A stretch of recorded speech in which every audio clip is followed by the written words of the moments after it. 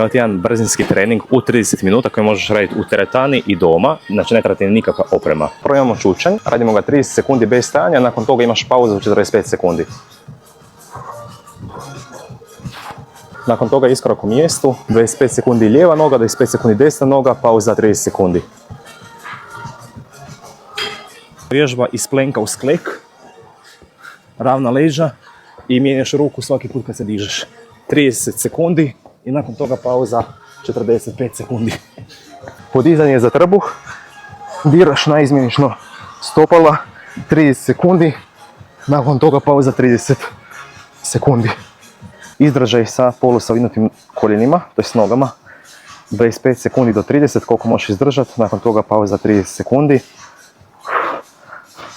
Ove sve vježbe ponoviš 2 puta u krug, pauze probaj ispoštovati, ako baš ne možeš probaj si produžiti malo pauzu i to ti je to od današnjeg treninga.